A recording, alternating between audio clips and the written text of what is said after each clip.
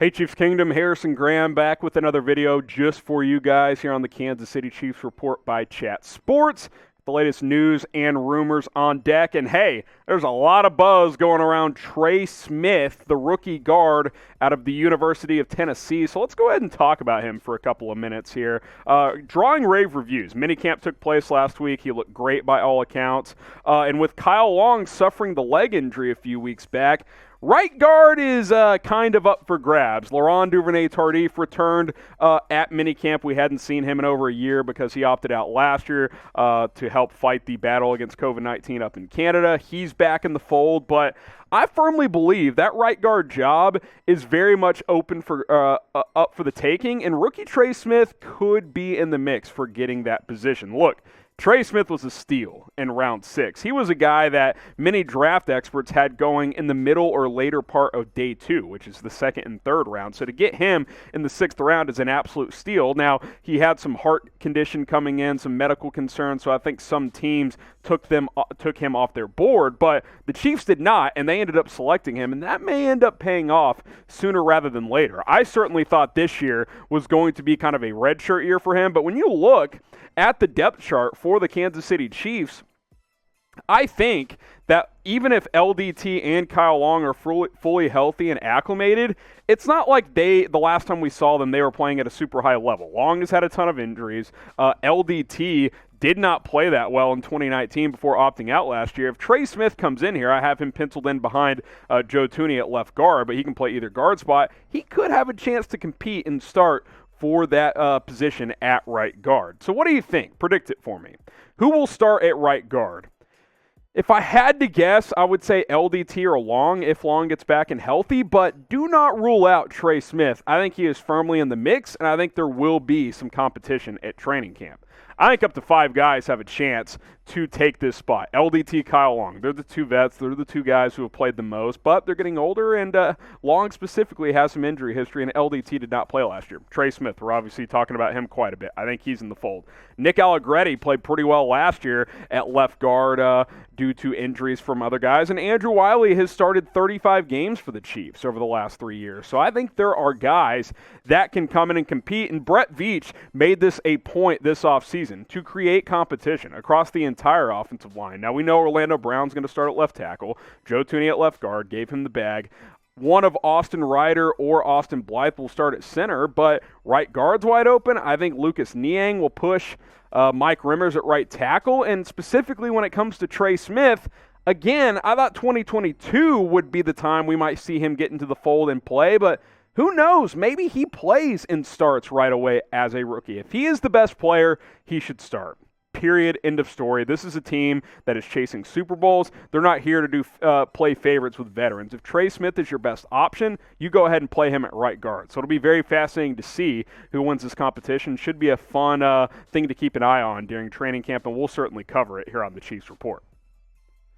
Make sure you subscribe to the Chiefs Report because we have the latest Chiefs news, rumors, hot topics, debates, whatever it is. We're going to cover it here on this channel. Weekly mailbags as well, so use hashtag Chiefs and get your questions down in the comments section. YouTube.com/ChiefsTV. We have the latest Chiefs news, rumors, like I said, everything else. Go ahead and hit that big red button and subscribe today. We just crossed 17,000 subs. Let's get to 18K as soon as possible.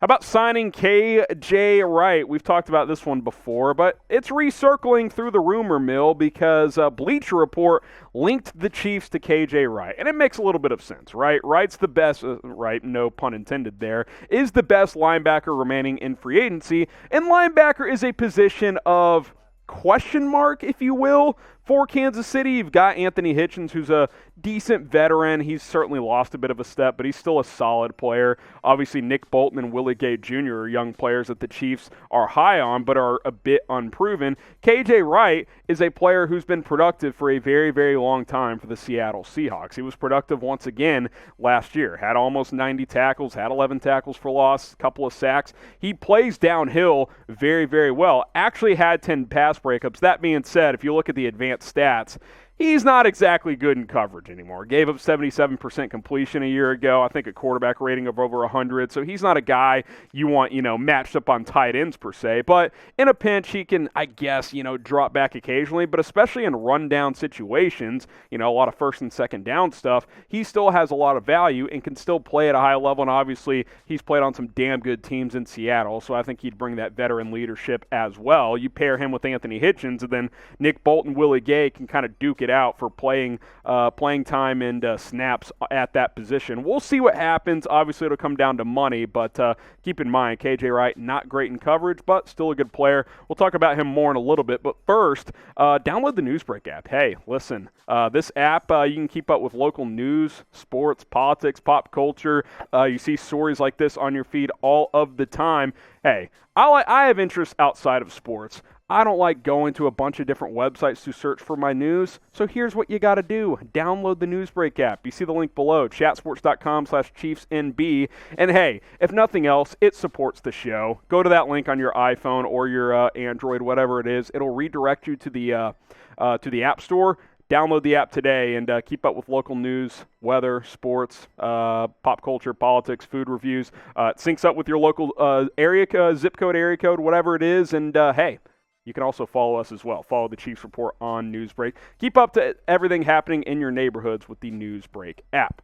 More on KJ Wright here as you kind of look at the linebacker depth chart. I mentioned Anthony Hitchens. He's your vet. He's kind of your leader at that position. Nick Bolton, Willie Gay Jr., I'm high on both of these guys. I think they both have a decent chance to be really, really good. We'll have to wait and see what happens. But, hey, I'm down for KJ Wright at the right price. But if Bolton and Gay can emerge, then no big deal, right? No big deal whatsoever. So I think Brett Veach is a guy who's proven he's opportunistic. He will certainly scour the free agent market, but KJ Wright's not a guy that you should overpay for. So we'll have to wait and see what happens at the end of the day when it comes to signing KJ Wright or passing on him. But if he's overpriced, that's just a guy that I'm not that interested in, and I would rather see the younger guys, Willie Gay Jr. and Nick Bolton, get some of that playing time than a guy like KJ Wright, who's 31 now, going to be 32 this year. So I am fascinated that he hadn't been signed, though. That's very, very puzzling to me.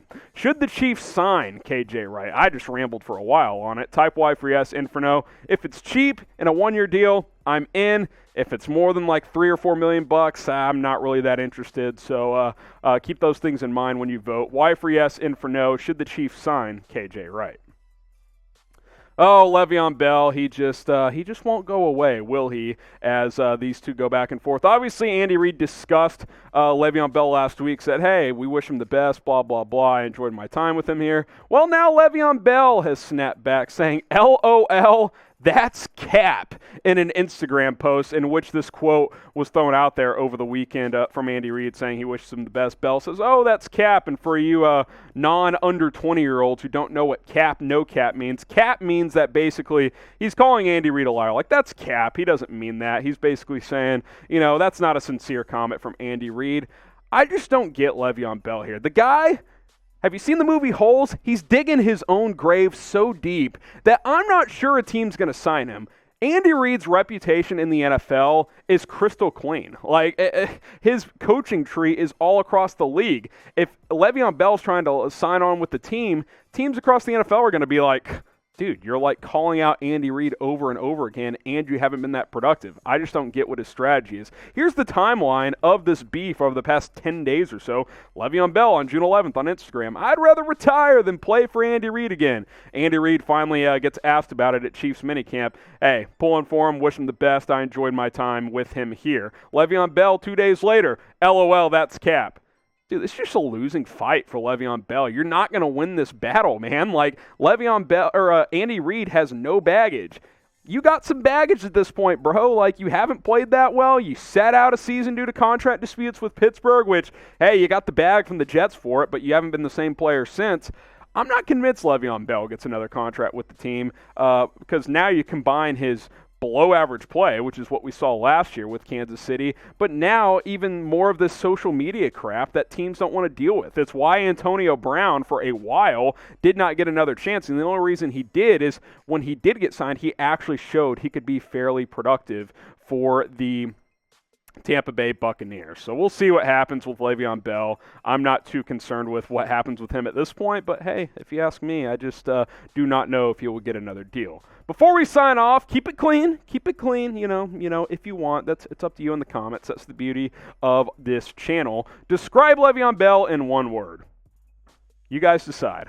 I'm not gonna call the guy out too much. I thought his play last year, he was kind of a stiff, but you know, it is what it is. Describe Le'Veon Bell in one word, and we will see you next time here on the Chiefs Report.